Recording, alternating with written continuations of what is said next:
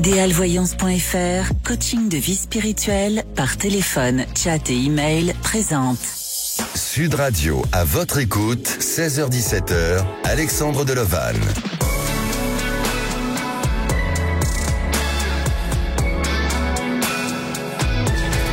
Bonjour à tous, ravi de commencer cette semaine avec vous. Alors vous savez qu'aujourd'hui on est le 15 janvier 2024 et soi-disant c'est la journée du Blue Monday. Selon cette théorie britannique, c'est le jour le plus déprimant de l'année. Alors en plus du Blue Monday, c'est une nouvelle semaine qui démarre et parfois pas facile à se motiver soi-même, d'être son propre coach en quelque sorte. Et pourtant vous y êtes obligé si vous voulez atteindre vos objectifs. La motivation est une force qui vous pousse à agir et ça passe par de l'automotivation. Avez-vous cette capacité à vous motiver? Comment faites-vous tout simplement? Eh bien, venez témoigner à l'antenne, venez témoigner de vos expériences vécues. Je suis là pour vous écouter au 0826 300 300 et nous sommes en direct live sur YouTube. Aujourd'hui, à la réalisation de l'émission, c'est Lucille et au standard, Aude et Zach. Sud Radio, à votre écoute, Alexandre Delovan. Et je reviens sur le groupe à votre écoute sur Facebook concernant justement pour gagner en motivation qui est notre sujet du jour. Et je prends un message de Catherine qui nous dit en ce moment zéro motivation, mais je sais que ça reviendra au printemps, l'hiver j'hiberne. Alors c'est vrai que c'est une période où c'est pas facile. Nous arrivons en fin de bientôt d'hiver et c'est difficile de se motiver. Mais il y a plein d'astuces et de conseils à vous donner pour justement retrouver cette motivation. Et à présent, on va être motivé d'entendre et d'accueillir notre premier auditeur, Stéphane. Bonjour Stéphane. Bonjour Alexandre. Bienvenue sur Sud Radio. Bon, merci. Meilleurs vœux à tous. Bonjour à toute l'équipe. Merci Stéphane. Alors, je crois qu'on arrive à la date limite des meilleurs vœux, mais il n'y a pas de période pour souhaiter les meilleurs vœux, mais je vous les souhaite quand même. Vous avez 47 ans, vous travaillez dans le secteur de la sécurité et vous vivez en Nouvelle-Aquitaine, c'est bien ça? Oui, tout à fait.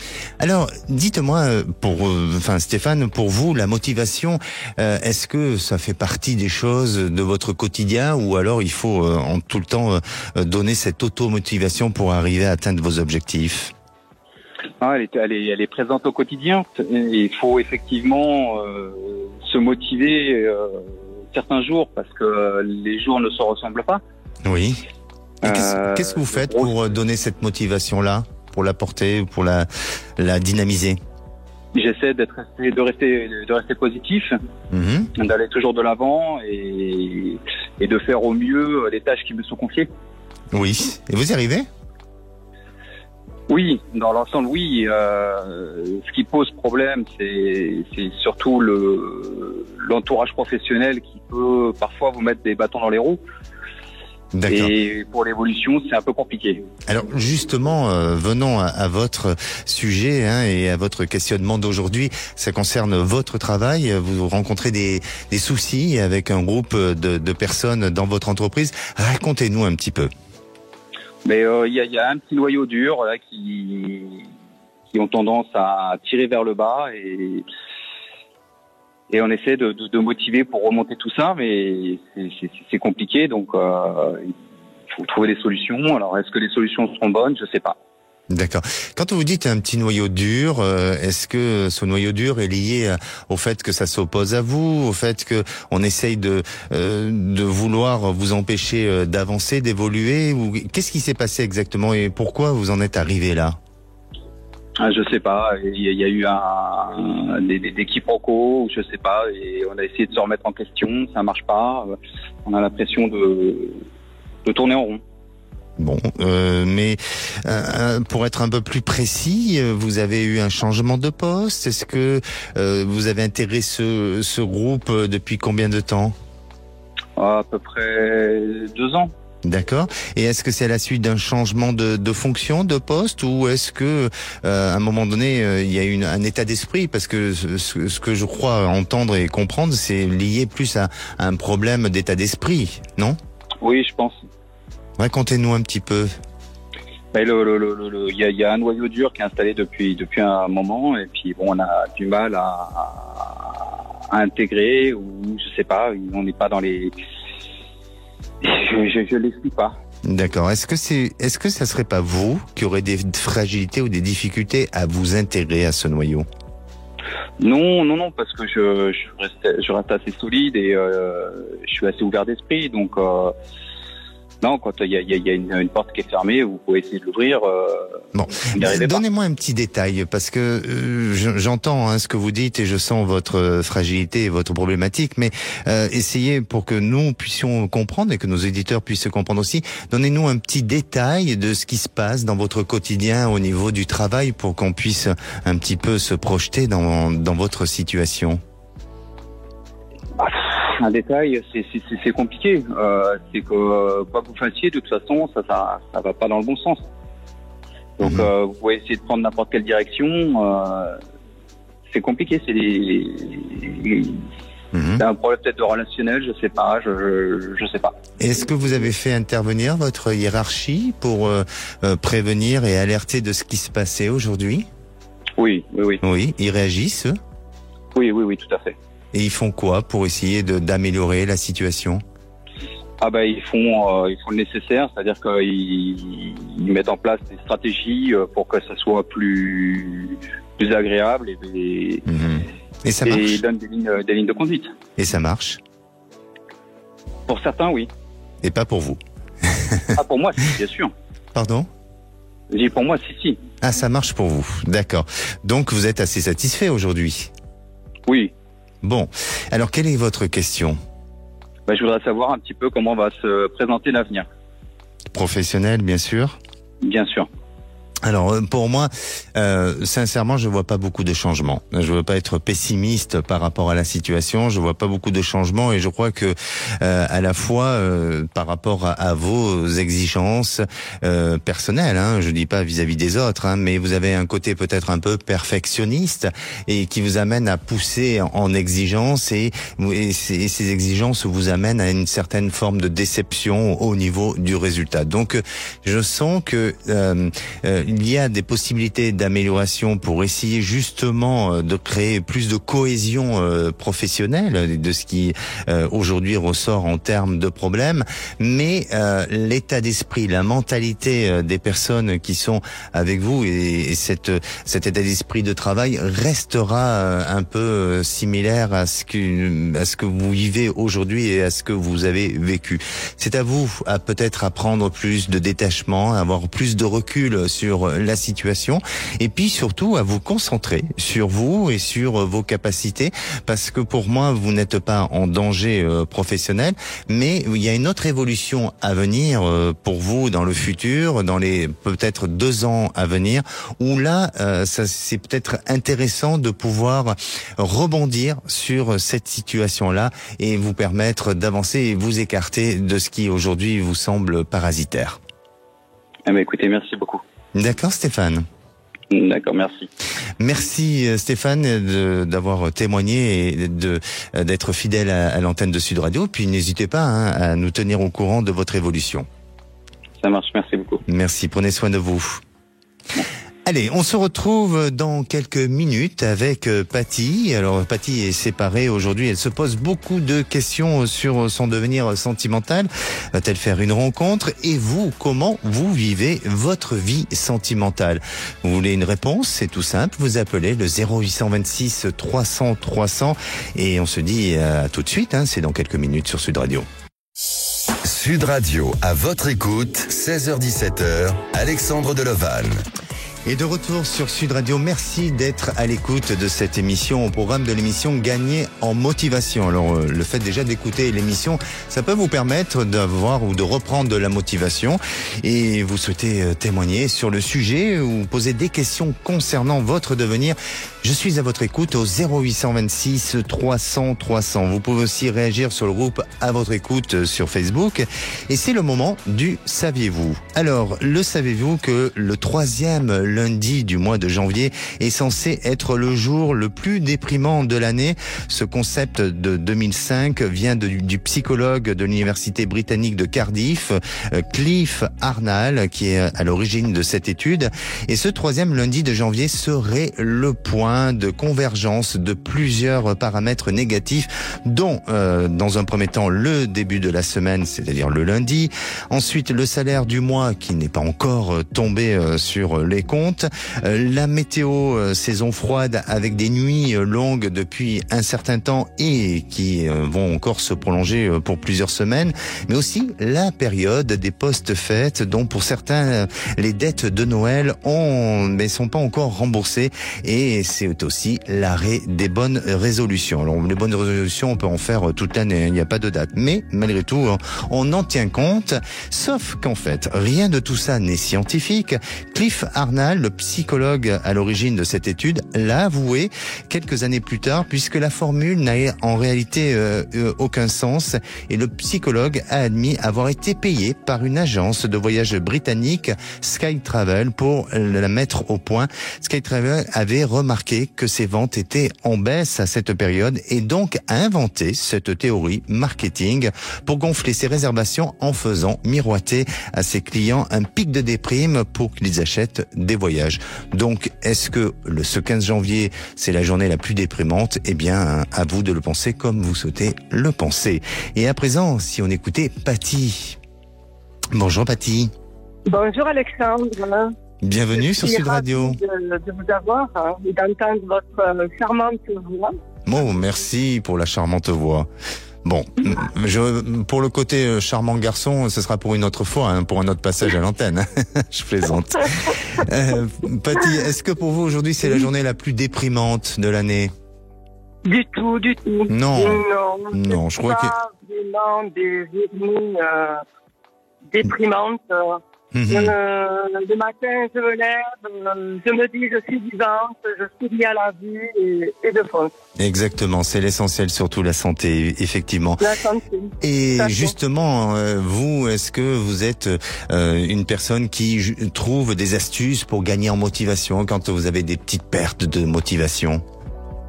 De motivation, je fais pas mal de gym, je m'étire, massage, bougie, côté zen, voilà, c'est reparti.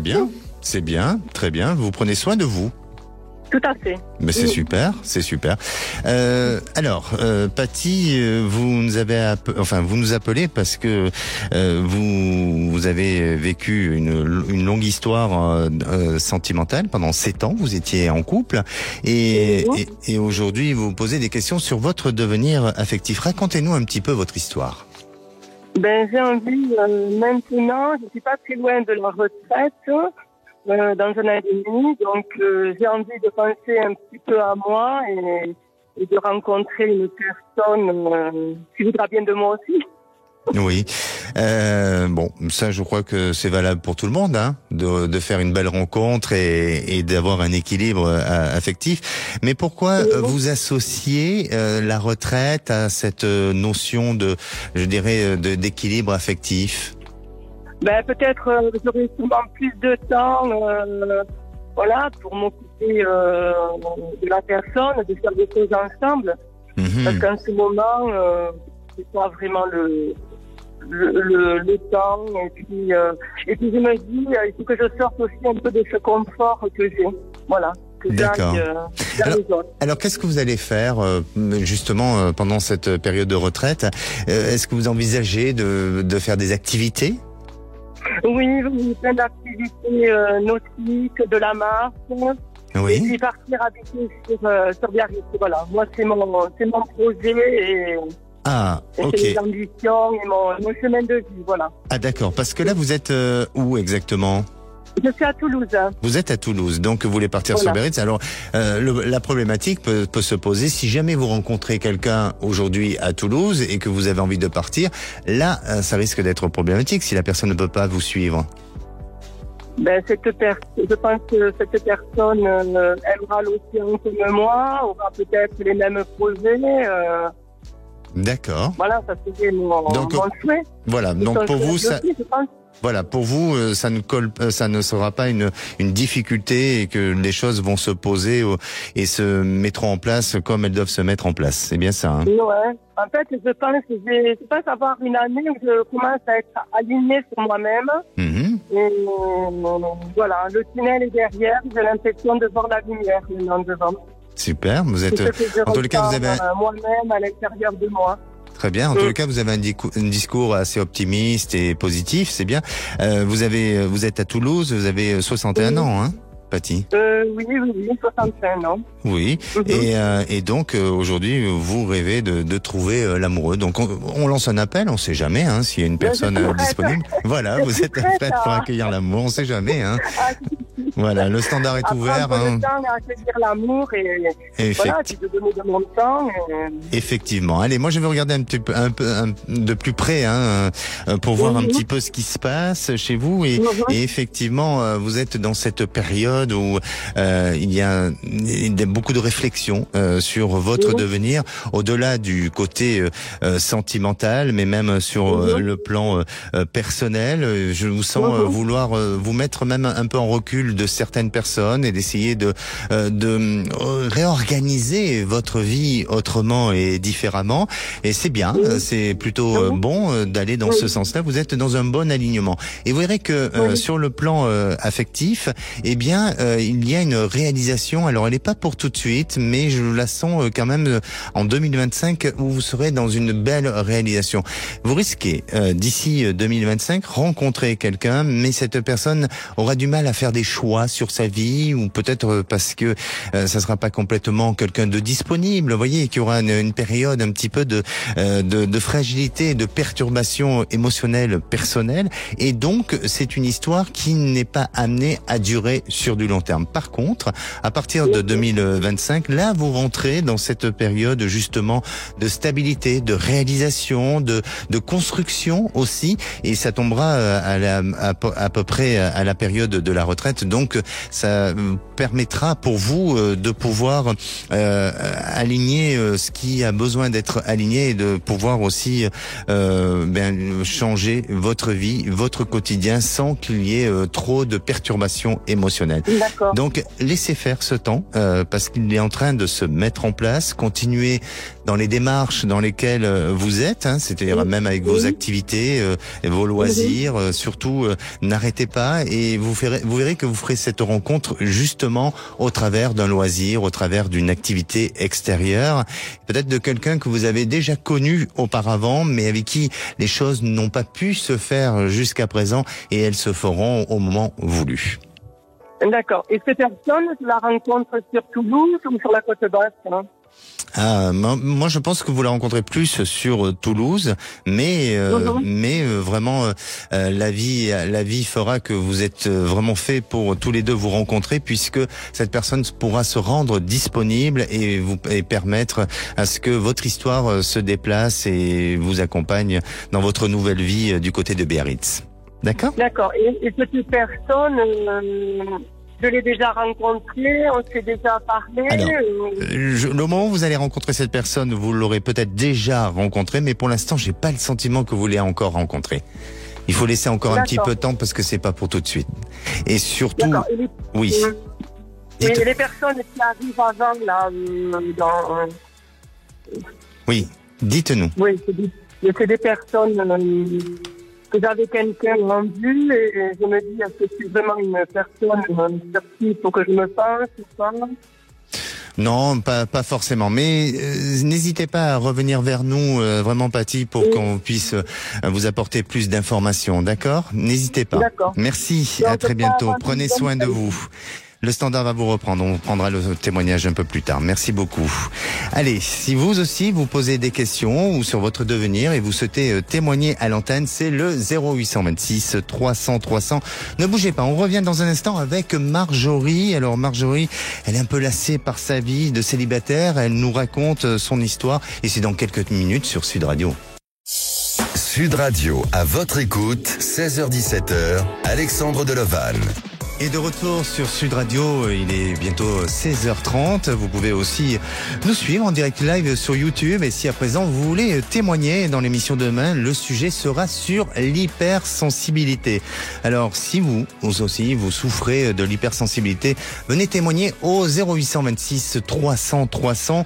Et en attendant, je vais vous donner quelques conseils pour gagner en motivation.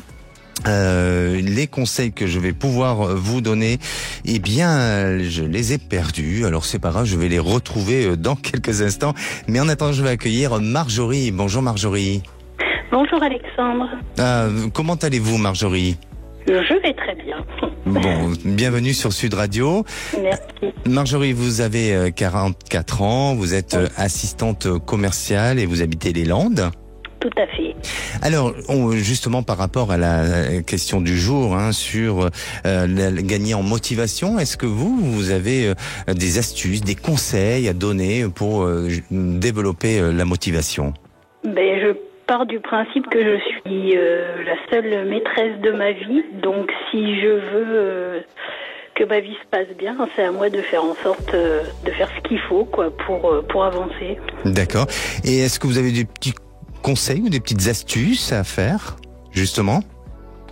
J'ai pas gardé bien en tête ces objectifs et se dire que on est les seuls à pouvoir les atteindre sans l'aide de personne. Donc c'est à nous de s'auto-motiver pour atteindre ça. Est-ce que autour de vous, vous avez beaucoup de gens qui sont dans ce même état d'esprit ou dans un état d'esprit différent et justement vous les accompagnez, vous les aidez justement à dépasser leurs fragilités et leurs difficultés ? Alors j'essaye déjà de dépasser les miennes. Ce qui est déjà pas mal. C'est déjà bien. Oui. Donc, mais bon, oui, il y a toujours des gens autour de nous qui ont pas la motivation, qui ont du mal. Et bon, effectivement, j'essaye, quand c'est des amis proches, de les motiver, de les aider. Bien sûr. Alors, Marjorie, vous aimeriez connaître votre avenir sentimental. Oui. Vous êtes célibataire depuis un moment. Oui. Et vous êtes séparés en 2009, c'est bien ça ? C'est ça. Est-ce que depuis ces années-là, depuis 2009, vous avez pu reconstruire un peu une période ou en tout cas un morceau de votre vie dans avec une relation sentimentale ou vous êtes resté complètement célibataire ? Alors non, j'ai eu des suite à cette rupture qui m'a profondément blessée parce que j'essayais d'avoir un enfant avec cette personne et je me suis aperçue qu'il me trompait, donc ça m'a fait beaucoup de mal. Et donc suite à cette rupture, je suis sortie avec un homme marié pendant 5 ans. Oui. Parce que je me disais au moins je serais pas déçue. D'accord. Voilà. Et puis après ça, j'ai quitté la région parisienne pour m'installer dans les Landes. Et depuis, je n'ai jamais refait ma vie avec quelqu'un. D'accord. Est-ce que ça a été un choix de ne pas refaire votre vie ou est-ce que... Oui, il y a eu un choix à un moment donné. Oui. D'accord. Au tout début, ce choix oui. est... Oui, parce que vous avez mal vécu votre séparation ? Oui, parce que je l'ai mal vécu, parce que j'avais plus confiance en la jante masculine, du coup. Et je pense que c'était une façon de me protéger. Alors souvent je me pose la question quand on vit comme ça une séparation et une rupture, pourquoi et peut-être que vous avez la réponse, mais pourquoi on associe tout le monde dans le même sac, on va dire, on dit j'ai perdu confiance en l'homme ou en la femme, et donc on oublie que parfois il y a des personnes qui sortent du lot et qui peuvent être les bonnes personnes et ça influence pas forcément notre devenir sentimental en pensant de cette manière-là, alors que si effectivement on reste avec un regard curieux et éveillé sur la possibilité d'une éventuelle rencontre, eh bien ça nous donne encore cette possibilité de pouvoir rencontrer. Pourquoi vous-même, à cette période-là, vous avez été, bien sûr déçu, mais vous avez, je dirais, généralisé tout ça? Oh, parce que je sais pas. Sur le coup, j'étais déçue, ça m'a blessée et je pense que il m'a fallu quelques années avant de passer à autre chose et de refaire confiance. J'ai pas, voilà. Et puis Malheureusement, suite à tout ça, à toutes ces déceptions, j'ai aussi sombré dans l'alcool pendant plusieurs années. Ah. Voilà. D'accord. Donc en parlant de motivation, la motivation d'arrêter la cigarette et l'alcool. Voilà. D'accord. Alors, c'est intéressant de ce que vous venez de dire. Ça veut dire qu'à un moment donné, vous étiez carrément dans l'abandon de soi. Oui. Et donc, plus à même de pouvoir séduire, de rencontrer ou qu'on s'occupe de vous. On se renferme tellement sur nous-mêmes dans ces cas-là que voilà, tout est fermé, quoi. Tout est. Et depuis quelques années, là, je fais un gros travail sur moi. Et comment vous en êtes vous en êtes sorti de cette dépendance? Oui. Et comment vous avez fait pour en sortir? J'ai fait de l'hypnose. Oui. Beaucoup, et j'ai fait des séances de magnétisme aussi également. D'accord. Je suis assez réceptive, et puis il y a une question aussi de volonté puisqu'on en parle. Oui. Voilà. Oui, de force. De s'en sortir, il faut une force intérieure à un moment donné. Bien sûr, de courage. Bien sûr. Il faut reprendre sa vie en main. Bien sûr. Alors aujourd'hui, donc, vous avez envie de reconstruire votre vie. Vous êtes prête à tendre la main et à ouvrir votre porte et à créer une vie à deux. Est-ce que vous-même vous êtes dans cette initiative, mais est-ce que vous mettez des actions en place pour rencontrer quelqu'un? Alors, je me suis inscrite sur site de rencontre. Oui. Bon, le truc, c'est que c'est souvent des relations éphémères, hein, faut pas se voiler la face, souvent. Et des fois, ça m'arrange, mais bon, là, j'ai rencontré quelqu'un, c'était au mois d'octobre. Oui. Et il s'est avéré que c'était quelqu'un que je connaissais, entre guillemets, c'est un ancien patron de mon frère. D'accord. Donc, je l'avais déjà vu. Et on est sortis ensemble, ça a matché, et pour une fois, j'ai eu le sentiment que je pouvais retomber amoureuse. Alors que ça m'était plus arrivé depuis tellement longtemps que j'y croyais plus, en fait. Et là, je me suis dit, mais si, en fait, ça peut encore m'arriver. Très bien. Et en fait, c'est lui qui a rompu au bout de 3 semaines parce qu'il avait des problèmes sexuels, on va dire. Et qu'il n'a pas voulu m'infliger ça. C'est ce qu'il m'a dit. Après, est-ce que c'est vrai ou pas? Donc oui, il était déçu. Mais bon. Oui. C'est la vie, c'est comme ça. Mais du coup, ça m'a redonné confiance dans le fait que, bon, je suis capable de quand même d'avoir des sentiments pour quelqu'un. C'est déjà pas mal. C'est important. C'est important à nouveau de pouvoir y croire et que ça donne une notion d'espoir à tout ça. Bien sûr. Et depuis? Et depuis, j'étais, j'avais plus envie. Ça m'avait un peu déçue, donc je me suis pas, je m'étais réinscrite sur un site de rencontre, mais sans plus m'attarder à ça, quoi. D'accord. J'avoue que les sites de rencontre, ça me saoule un petit peu. Ça vous saoule. Ça peut se comprendre aussi, hein. Et puis, à un moment donné, on perd espoir. Voilà. On peut perdre espoir quand on cumule des histoires sans lendemain. C'est un peu décourageant. Mais vous inquiétez pas parce que pour moi, je vous sens être dans une nouvelle réalisation. Il y a justement ce besoin chez vous de gagner de la confiance. Vous êtes en train, je dirais, de travailler sur vos ressources personnelles et de repartir sur quelque chose de plus optimiste et de plus positif. Et je vous dirais même que autour de l'entourage, vous êtes en train de nettoyer pas mal de choses. Ça peut passer de votre entourage personnel, mais ça peut être aussi de l'entourage professionnel où il y a quand même tout un travail sur lequel, vous êtes en train de changer et de modifier les choses. Alors ça se fait en douceur, mais ça se fait progressivement. Et puis alors ça n'a pas de lien peut-être direct, mais chez vous, et c'était important de vous le dire, la relation avec votre maman, elle est comment? Compliquée. Oui. C'est pour ça que je tiens à le dire et je crois que vous avez besoin d'apaiser votre cœur à ce niveau-là pour justement vous, en tant que femme, être beaucoup plus dans une certaine forme de sérénité. Et vous allez rencontrer une personne, bien sûr, qui va vous amener à votre épanouissement et à votre réalisation sentimentale. L'automne 2024 est une excellente période justement pour aller vers quelque chose de bon, de changeant, de favorable et surtout avec un meilleur accomplissement sur le plan affectif et personnel.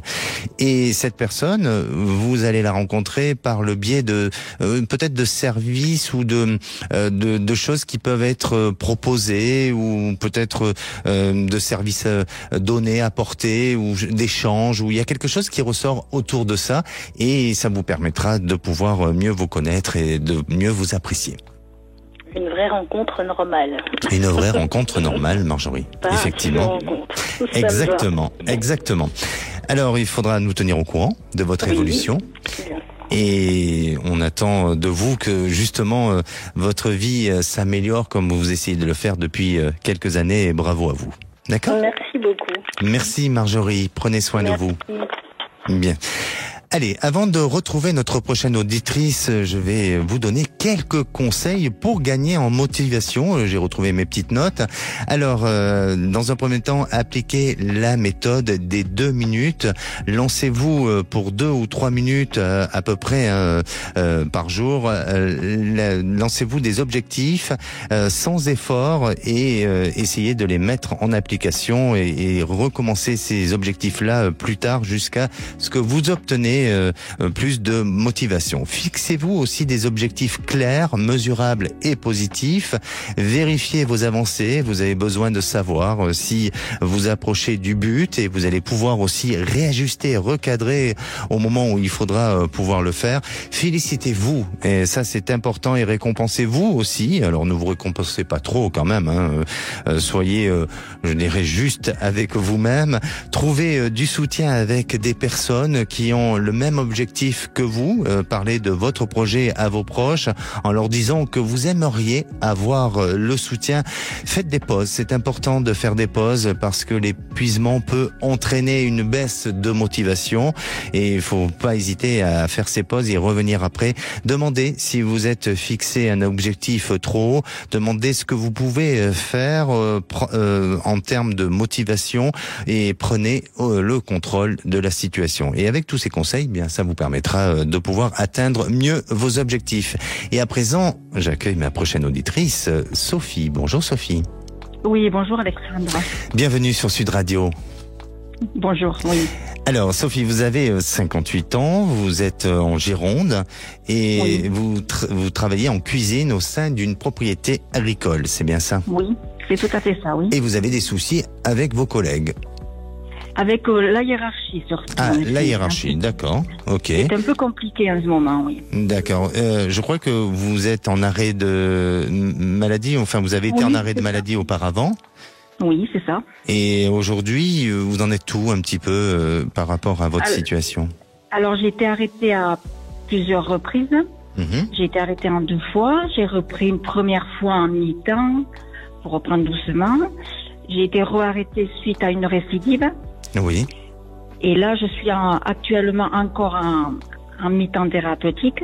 Oui. Mais j'ai quand même pas mal de soucis. On me met une pression importante. Comme je suis pratiquement en fin de carrière, il me reste 5-6 ans à faire. On me met quand même une pression, on me fait des petites méchancetés. Je sens qu'on a dit que je m'en aille, quoi. D'accord. Donc je voudrais savoir si vous ressentez ma fin de carrière positivement ou si vous me sentez partir, retomber malade, voilà. Si vous pouvez m'aiguiller un petit peu. Est-ce que c'est vous, est-ce que c'est vous-même que vous sentez quand vous pousse vers la sortie, ou tout simplement c'est qu'à un moment donné, vous avez le sentiment d'avoir fait un peu le tour et que vous êtes épuisé de votre activité, ce qui peut se comprendre aussi quand on est à l'approche de la retraite, on peut être fatigué, et oui. Donc du coup vous n'êtes plus dans cette réceptivité, je dirais, de votre hiérarchie, et ça crée des réactions. Est-ce qu'il n'y a pas une part aussi de votre côté où vous n'êtes plus dans ce live moteur, vous voyez, dans cette dynamique-là? Peut-être un peu, mais je pense qu'ils m'ont un peu... C'est un peu la hiérarchie qui m'a rendu comme ça, si vous voulez. Quand je suis tombée malade, on m'a fait des reproches, presque que j'avais fait exprès de tomber malade, alors que c'est une maladie suite à une usure professionnelle, une usure mécanique. D'accord, oui. Donc vous êtes senti jugé. Voilà, tout à fait. Exactement. Bon, en tous les cas, moi, de ce que je ressens pour vous, Sophie, c'est que je vois pas beaucoup de changements. C'est-à-dire que vous allez aller jusqu'au bout. Peut-être qu'il y aura peut-être une retraite anticipée. Il se peut qu'il y ait un changement de poste et de fonction d'ici là, mais ça va vous arranger. Ça va vous permettre peut-être d'avoir un sentiment, c'est pas joli comme terme, hein, mais de vous mettre un peu dans une voie sans issue. Mais à la fois, ça va pas vous déranger parce que ça va vous permettre d'être beaucoup plus tranquille et de terminer, je dirais, cette période professionnelle avec plus de sérénité. Donc, je vous sens prendre du recul sur la situation.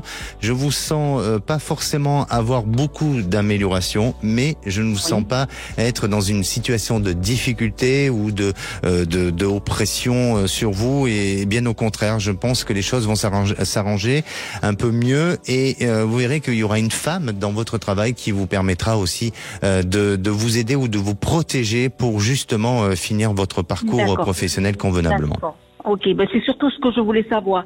Si je pouvais finir ma carrière avec un peu moins de pression, parce qu'il y a déjà de la pression au niveau du boulot, par le boulot par lui-même, et si en plus la hiérarchie vous met encore plus de pression, voilà, c'est ce que je voulais savoir. Non, vous inquiétez pas. Et puis il y aura moyen peut-être à un moment donné de partir avec une petite anticipation. D'accord ?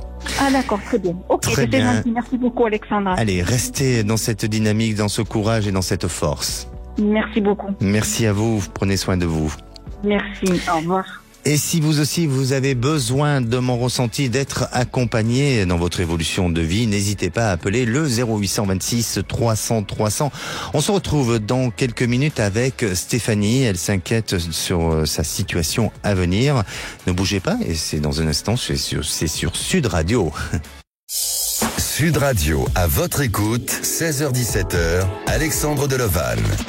Et de retour sur Sud Radio, merci d'être fidèle à cette émission et pour cette dernière partie et surtout avant de retrouver les vraies voix présentées par Philippe David et Cécile Emilibus, nous allons accueillir notre dernière auditrice Stéphanie. Bonjour Stéphanie. Bonjour. Bienvenue sur Sud Radio Stéphanie. Merci. Alors, je vais vous poser cette question du jour. Est-ce que vous arrivez à gagner en motivation? Est-ce que vous avez des astuces, des conseils? Alors parfois comme tout le monde, je pense qu'on est un petit peu mal. Là au niveau de la motivation, on perd un petit peu souvent par rapport au boulot, des choses comme ça. Et moi, ce qui me permet de me remotiver, c'est déjà l'entourage et aussi les projets de vie, tout ça. Voilà. D'accord. Aller de l'avant. Est-ce que vous avez le sentiment que vous ne vous arrêtez jamais, que vous êtes toujours sans cesse en train de mettre en place des objectifs, des projets de vie? Et c'est d'accord. Et pourquoi? Parce que vous avez peur du vide? Non, je pense que ça fait partie aussi de mon caractère. Oui. Donc voilà, je trouve toujours des trucs pour me motiver. Donc voilà. Après, j'ai beaucoup de chance, je suis bien entourée et voilà. Vous avez dans l'ensemble, vous avez l'impression que vous avez réussi pas mal de choses par rapport à ce que vous avez mis en place ou ce que vous avez projeté sur votre futur? Alors surtout par rapport à mon vécu, tout ça, oui, je trouve que oui, ça c'est positif et j'ai bien œuvré et j'ai été bien aidée aussi, donc du coup voilà. Et pour vous, quelle serait la plus grande réussite s'il y avait une idée qui vous vient là? Le premier truc, ma famille. C'est votre famille, de construire votre famille. C'est ça. Et d'ailleurs, on va en parler de votre famille, non? Oui. Oui, parce que je crois que vous voulez témoigner par rapport à votre fils. Exactement. D'accord. Moi, j'avais une question, Alexandre, c'était par rapport à mon fils. Voilà, je vous explique. Il est à la fac, il vient d'un secteur professionnel et il a voulu reprendre ses études puisque ça ne lui convenait pas et qu'il se sentait pas à l'aise du tout. Et du coup, je l'ai mis là-dedans. Enfin, il s'est mis à la fac, on lui avait dit en fait on voulait qu'il ait son bac et que derrière il faisait ce qu'il voulait. Donc il a été à la fac, super content, il a refait une remise à niveau. Il a rencontré des gens, dont une personne qui l'a pas mal manipulé, je trouve. C'était une relation amicale. Et là dernièrement, en fait, ce qui va pas, c'est qu'elle l'a complètement jeté. Et c'est une personne qui tout le monde gravite beaucoup autour d'elle. Et maintenant, il se retrouve tout seul en classe, personne lui parle. Donc, grosse baisse de motivation, il n'arrive plus à se concentrer. Et j'ai peur, en fait, qu'il gâche tout et qu'il baisse les bras. D'accord. Alors, voilà. Donc, ma question, c'était savoir si la roue, elle est un peu tournée, s'il est tombé sur des bonnes personnes. En fait, il attache vraiment une importance par rapport aux autres, le regard des autres, tout ça. D'accord. Alors, Stéphanie, ses études, il a repris donc ses études, mais dans quoi? Eh ben là, il fait une remise à niveau en sciences physique chimie. D'accord. Mais après, il prendra une licence. Il va choisir sa licence. D'accord. C'est juste pour remettre à niveau. D'accord, c'est bien. Il a quand même, il s'est donné des objectifs assez élevés quand même, malgré tout. Tout à fait. Oui, pour être au même niveau que les autres. D'accord. Et cette personne dont vous parlez, où c'est juste amical, hein, vous êtes sûr ? Oui, c'était une amie, oui, tout à fait, oui. Enfin, moi, il y a eu des petits bisous, des choses comme ça, mais c'est quelqu'un qui a déjà quelqu'un dans sa vie, mais elle a été vraiment, c'est une personne un peu, comment on dit, anxiogène, je sais pas comment vous dire. D'accord, mais alors, qu'est-ce qui explique que à ce jour, le lien est coupé avec cette personne et que toute la classe se retourne contre lui ? Pour quelle raison ? C'est ce que je lui dis, je ne sais pas. Je pense que déjà, il a un caractère assez introverti. Il est beaucoup à se dire, à se poser des questions, se mettre à la place des gens, être dans le jugement. Il n'a pas confiance en lui du tout. Et et ça aide pas. Et je pense que parfois il se met des idées un petit peu aussi. Oui. Donc il avance pas. En fait, il bloque par rapport à ça. D'accord. Mais il avance quand même dans la vie. Moi, je trouve, il a des amis à l'extérieur qu'il a rencontrés dans son entreprise et dans son école d'avant, avec qui il y a une forte amitié. Mais voilà, et comme on lui a dit avec son papa, il n'y a pas besoin de se faire non plus des amis à la fac. Le principal, tout de suite, c'est de réussir. Mais après, je me mets à sa place aussi, être toute seule dans la classe. Bien sûr. Mais il parle avec vous ? Vous arrivez à ouvrir un dialogue ? Un peu, il est vraiment ouvert au dialogue ? Oui, il nous écoute un peu, mais il échange quand même un peu. Donc je suis rassurée à ce niveau-là. D'accord. Après, il a pris un traitement très longtemps, mais là, on a arrêté. D'accord. Alors moi, sincèrement, de ce que je ressens, après, bien entendu, que c'est son devenir et vous le connaissez mieux que quiconque parce que c'est votre fils avant tout. Mais il n'y a pas de grande inquiétude à avoir. Et je crois que, au contraire, pour l'instant, il se positionne un peu en tant que victime, en tant que le vilain garçon qui, on l'abandonne, on lui donne pas suffisamment de satisfaction, d'amour, de reconnaissance, de plein de choses. Et donc, le fait qu'il se dévalorise, ça lui permet pour lui de pouvoir se réconforter dans quelque chose. Mais vous inquiétez pas, tout ça est un passage et tout ça va se mettre en place pour lui et va changer pour justement permettre de regagner confiance et d'aller jusqu'au bout de ses objectifs. Donc pour moi, je sens que les choses vont se modifier, vont changer dans l'avenir et vont permettre de gagner à nouveau confiance. D'accord. Vous avez pas une période à peu près ? Ça va être très rapide, sous une période de 3 mois, ça va aller beaucoup mieux. D'accord. Et je peux juste savoir est-ce que vous avez une idée après sur quel secteur d'activité ? Alors c'est difficile de vous dire parce que là on doit rendre l'antenne. Je suis vraiment désolé. Okay. Mais par contre vous allez rester en ligne. Le standard va vous reprendre et on va vous reprogrammer pour une prochaine fois. D'accord ? D'accord, ça marche. Merci à vous. Merci à vous. Prenez soin de vous. Merci vous. Allez, au revoir. Pour conclure, je dirais une bonne motivation aboutit à une bonne action. Et nous on se retrouve demain. Le sujet sera sur l'hypersensibilité et de ses conséquences. N'hésitez pas à apporter vos témoignages sur le groupe à votre écoute. La place est aux vraies voix et bonsoir Philippe David. Bonsoir Alexandre de Lovan. Le menu des vraies voix. À 17h30, la nouvelle ministre de l'Éducation Amélie Oudéa-Castéra a été prise pour cible par Mediapart pour avoir mis ses enfants dans le privé. D'où notre grand débat. Est-ce que trop de transparence de la vie publique nuit au débat de fond ? Notre expert du jour sera Arnaud Stéphane, communicant, fondateur de la note-de-com.com. À 18h35, le coup de projecteur des vraies voix. Alors que s'ouvre le forum de Davos en Suisse, un rapport publié par Oxfam révèle que les 5 plus grandes fortunes du monde ont doublé en seulement 4 ans. D'où notre question. Les 5 plus grandes fortunes planétaires ont doublé depuis 2020 selon Oxfam. Est-ce choquant ? Oui ou non ? Notre expert du jour sera Stanislas Hanoun, responsable de campagne Inégalité et justice fiscale chez Oxfam France. Nos 3 éditorialistes du jour, Philippe Bilger, Elisabeth Lévy et Tom Conan. Bonne émission. Sud Radio, à votre écoute, 16h-17h, Alexandre Delovan. Avec idéalvoyance.fr, coaching de vie spirituelle par téléphone, chat et email.